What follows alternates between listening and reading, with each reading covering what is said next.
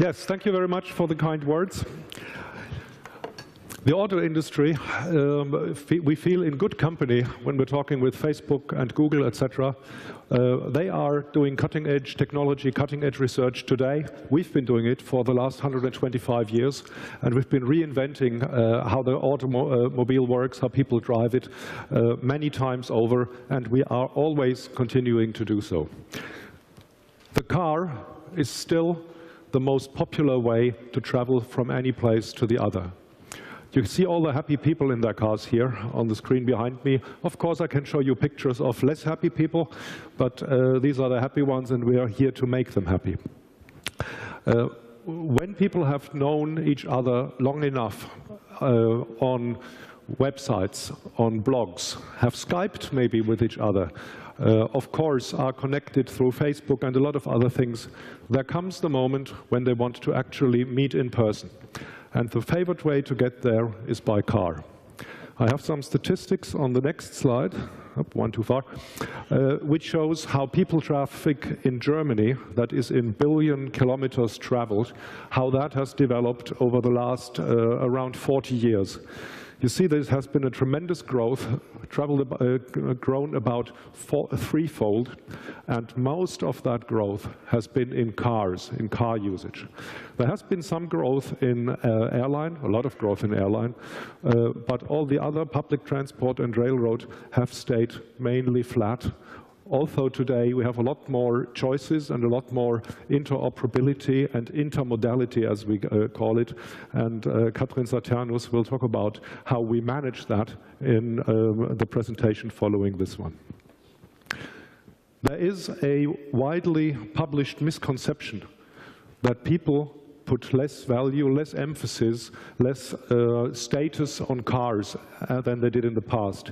We have which always is dug down and traced back to one particular study, which I'm showing here, where young people were asked, which status do you attribute to certain brands or products? And that is the original study. Number one is Porsche, second is good clothes, tickets for the football world championship is the next. It continues like that. Holiday in the Seychelles comes right after Mercedes, and iPhone is on number 9 here. As when that study was done last, iPhone didn't figure at all. iPhone was the quickest riser. However, it only figures on place 9. And that was then interpreted by some people as cars are not as important or as popular anymore. I leave it to you to draw your own conclusions from that chart. Now, I said we have done a lot of research and a lot of innovation over the last decades, really, or the last century, you might say. This is some of the progress that we have made with cars in that. We have reduced CO2 by 40% over the last decades, vehicle thefts by making them harder to steal by 70%. Actually, the fact that cars are still getting stolen, although they are very difficult to steal these days, just shows how popular they are and how profitable it is selling them as stolen goods in some other countries typically. Much more to the point, we have reduced traffic fatalities by 80% over the last 40 years. Important information is that at the same time, traffic itself has grown by a factor of more than 4. So if we had not done all the making the cars safer, we would probably have 4 times as many as we had deaths that we had then. In reality, we have 4 times less. Last year, in Germany, there was only about 1/20th of the people inside cars that were killed as in the 70s. And the most baffling numbers, pollutants have been reduced by 96% since the 1980s. You can say, and it's absolutely true, that when today in China we have a particular smog episode in some cities, modern cars do clean the air. So instead of locking cars out, one should actually mandate that people with modern cars, with latest emission control technology, do unnecessary drives just to clean up the air. I'll show you some of the cleanest ways of transportation, which is the coach, the long-distance bus to us Germans, and electric cars. We are not at all in contest, or don't feel we are in contest with other modes of transportation. Actually, the modes of transportation all work synergistically. Like nobody in his right mind would try to drive from here to the Seychelles. Nobody would try to fly from here to Potsdam. So there are, for every sort of trip, for every sort of travel you want to do, there is the right mode and probably the right modal split. And every trip is somehow intermodal. Every trip starts and ends by foot. What you have in between is anybody's choice. And we are proud that not only the car industry, but that the industry in general and society in general is offering very different, convincing modes of transport, from motorcycles to trucks and buses and so on. Let's come to some future trends. We already had electromobility on the previous chart. We have here the communication from car to car. In a way, we call this the fifth generation of driving. The first generation was muscle-powered, the second was animal-powered, third was motor-powered. Then we had connectivity inside the car, where you have sensors only on board. And the fifth is this. The fifth is communication. We call it in this context car to X, car to some other things. And you can see on this schematic, we have cars communicating with other cars. We also have cars communicating with the infrastructure, a big back office, but also to roadside units, which keep in mind the information that somebody has just given them, one car, and relay it to the next one. But also to buses, also to lots of other things. This is the schematic. I come to some applications on this chart, where, for example, we have obstacle warning. I'll elaborate that on one of the coming charts. We have simple things like road weather warning. Like was just said, you can have very localized weather warning in the Google glasses. We've had head-up displays that display vital information in cars for about 10 years now, and some people who have tried it don't want to do without it. So we've had that technology for quite a while, but it's a lot easier to have it inside a car than putting it inside some goggles. So we admire the miniaturization that's going on here, and we're going to be using some of that ourselves. A big thing, especially in the context of tourism, is location-based services. We also seen that in the last presentation. We can very clearly and very focused locally give information about the next petrol station, easy. About restaurants or other attractions that may be on the side. We have in many cars already in a more simple version, but we'll be getting a very elaborate version in the next vehicle generations that have lots of encyclopedic, touristic, etc. information about what you're driving through, what you can see, where you would want to turn for sightseeing, etc. We also have emergency vehicle warning. I'll come to a bit more like that. And traffic light assistant, which is an interesting one because it works many ways. It tells the traffic light how many cars are coming, so it can adjust its phases. It also tells the car how fast the driver has to drive in order to get through on green. And when you're stuck on red, it also tells you how long this red phase is going to be, which people in the big test that we did last year in the Frankfurt area appreciated a lot, because when you're sitting there, you want to go somewhere, the light is red, it seems like an eternity, but your car tells you it's only 15 seconds to go. It doesn't get you there any faster, but it makes you feel better. Out of the many things that we have already solved, one of the things that we haven't solved so far is traffic jams and parking problems. Both are connected, of course, with the huge success of the cars. The more cars there are, and the more people who want to use the car to get somewhere, the more likely you are to have a traffic jam, and the less likely you are to find a parking space. Now, this is an example here where an accident has happened. One of the cars that are stuck in front of that crashed car does the communication to cars that follow, or in this case, to cars on the opposite lane. They take that information with them and then relay it to cars coming on. And it's difficult to see in the lower right-hand corner. That car then turns off and goes around that traffic jam. This is miles ahead of the traffic information that you can get on the radio, because this is really on the spot as it happens, real time. Another application of this is for traffic jams that are not caused by accidents, but that are caused by, as I say in England, sheer load of traffic. The experience is if you take about 10 to 15% of the cars out of a traffic jam while it is forming, the traffic jam never happens. With the floating car data and with the back office, we can easily divert 10 or 15% to leave the main motorway, go on a diversion. And they gain by not getting stuck in the traffic jam. Everyone else, even those who don't have the system, gain because the traffic jam never happens. Same goes for parking guidance, but I'm not going to go in that.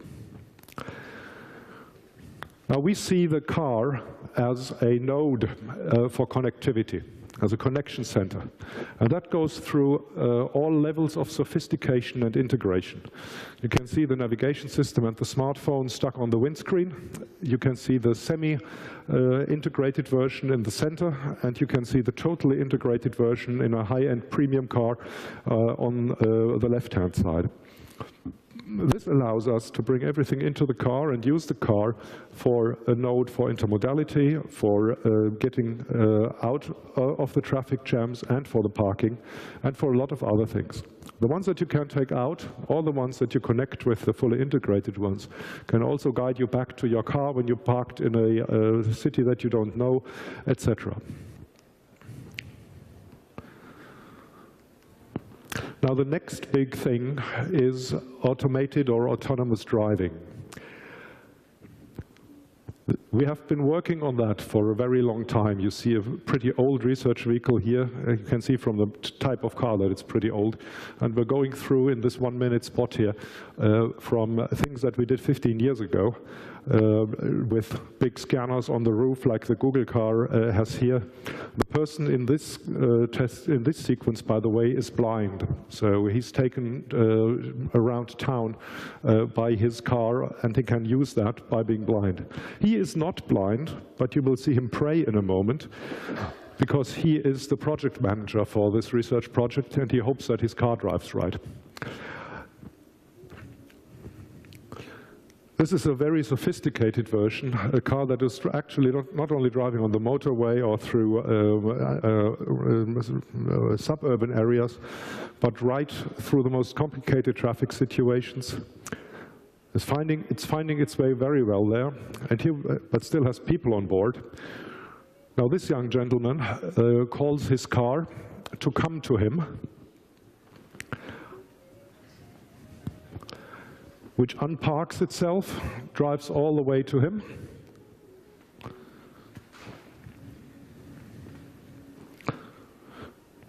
And all he has to do is open the door for himself, because that's not what the car is yet doing.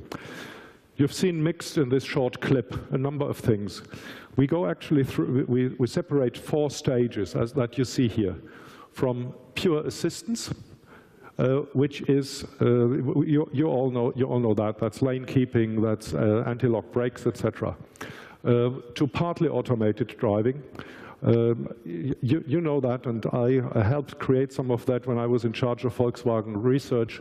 That's, for example, the self-parking car. You drive your Golf up besides a parking space, press the button, and it parks itself. You're still sitting in there, you're totally responsible, but the car doesn't actually need you to be sitting in the car waiting for it to finish the parking. It could do all that itself. The next stage, by the way, will be that you can do that while standing on the curb on your remote, but you're still in control. Then comes highly automated driving. We're introducing that in volume this year, where in particular situations, motorway, traffic jam, it follows the car in front of you, stays in lane, just follows that until you're out of the traffic jam. And you can, of course, go all the way to the fully automated, like you have just seen, which in a way is the robot taxi, if you want to call it that way. But this, although it looks very convincing in the spots that I just showed you, I must remind you that is research, and is basic research. It will take at least 10 years until we have that in production so that people can actually buy it, for a number of reasons. The main reason is that, of course, this has to be super reliable. Software can be developed pretty quick and can be tested pretty quick. If your app on the iPhone crashes, that's not a good thing. But if the system that drives your car through town crashes, probably the car crashes as well, and you may well kill some people, including yourself. So this needs a level of maturity and testing that will occupy our best engineers and researchers for the next 10 or 15 years. Once we get there, we get back to a situation where actually the people owning the car and using the car doesn't even have to drive it at all, nor does he even have to have a driver's license. That sounds fantastic. It's a novel, new. However, travel many years ago looked like that. You didn't have to have a driver's license, you didn't have to drive the car yourself, and the man was even opening the door for you. Now I'm opening the door for Katrin to speak about how we manage the intermodality, how to get from one mode of transport to the other, and I thank you very much for your attention.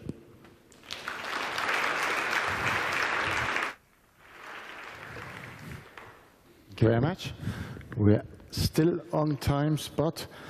So we stay to the subject, and now we are blessed to have a lady to take us further into the optimized driving and the mobility, the connectivity. Please welcome Katrin Saternus. She is the spokesperson for Daimler Mobility Services, especially for moovel, a toy that she will introduce to us now. Please, Katrin. Thank you.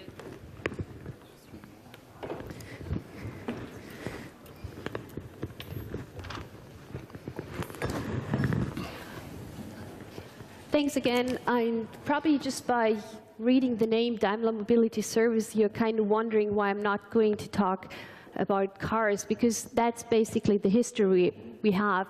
The first automobile, and just recently the new S-Class that was shown at the Geneva Auto Salon. So why are we not talking about cars in my presentation? And I'll show you in a minute. We'll, of course, knowing that the car is very important, and it always will be important, but there are target groups that are not really willing to buy a car or don't need a car. And there are certain trends that support that. One of them is definitely urbanization. Another trend that we have seen is being always on, always connected, something that is very important in Europe, but also across the world, where the iPhone or other smartphones are very part of everyday life. And also the trend of actually using things without owning them. That's another trend. So looking back at urbanization, as you all are aware, people are start moving into the cities, and more people will move into the cities, and that will cause a lot of trouble for inner city commute. How do people get from A to B? What's the best route? I think it's easy if you know your city and it's your everyday way to work, but what do you do if you're new into a city? You don't know which way to get around. And then access trumps ownership. I think we all know all those sharing platforms where you can actually, you know, I don't have a hammer, I need a hammer, how do I get this? It's about having access to it and not really owning it. It's a very important trend that we've seen in the past years. And that's another trend. You might be a little bit surprised to see that coming from an automaker, that we're not really focusing on the auto itself anymore, but more getting into the point where it's becoming mobile. The question that we are facing right now is, how do we get from A to B? And as Dr. Eichhorn just said, you know, the first part is always by foot, but what's the in-between, the modes of transportation that we can use? And those have changed a lot over the past years. And of course, all these trends that I just showed to you definitely supported that. One of our key initiatives, and we are the pioneer in free-floating car sharing. We're just about to celebrate our 5th birthday, so fairly a young initiative that we see here with Car2Go.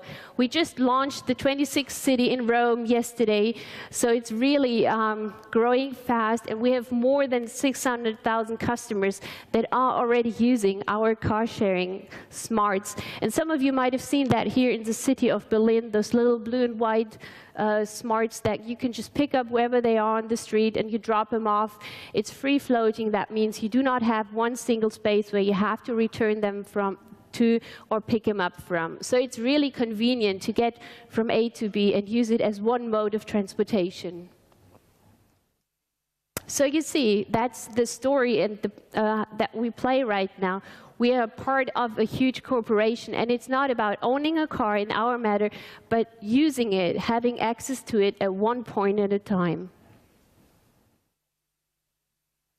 But how do I find out what is the best way from A to B?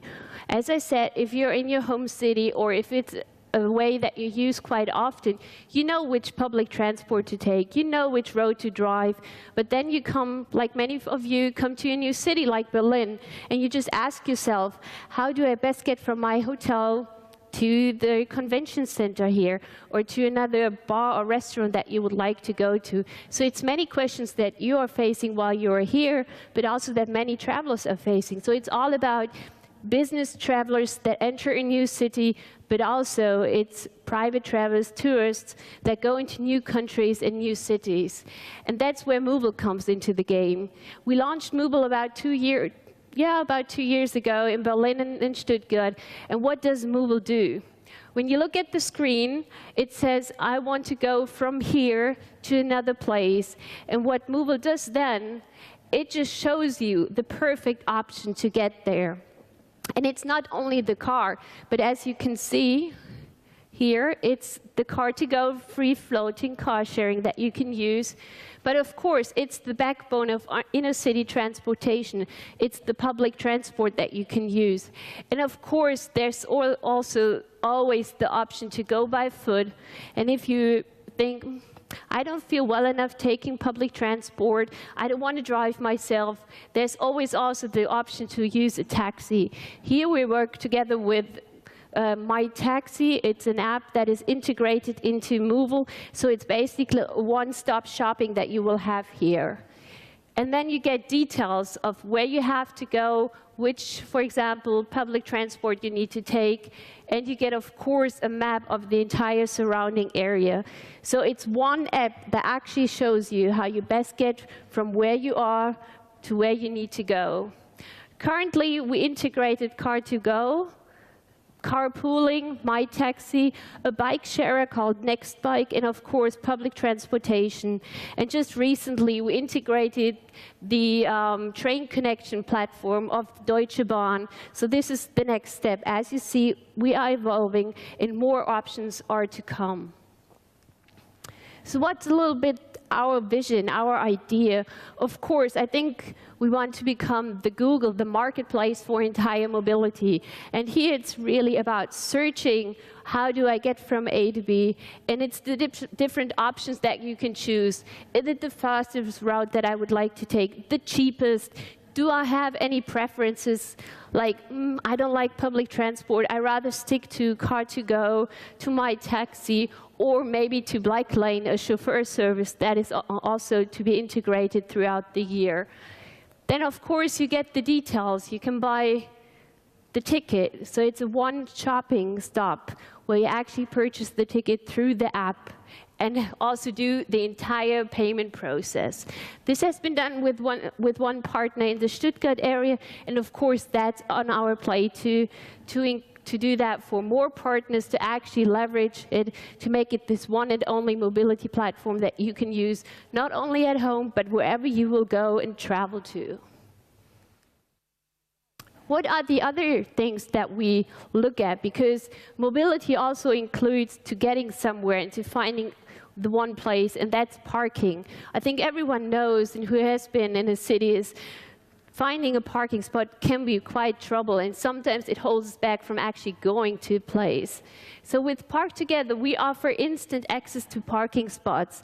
It's a marketplace, again, where you can offer your free private parking space, and other people who are looking for a parking space can book it for a certain amount of time. So in here, it's really showing about demand and access to it.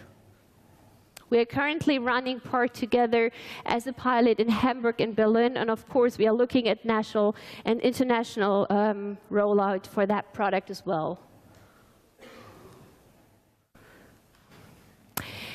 And just one other aspect that's going to be integrated into moovel, and it's a huge success story of a different type of mobility.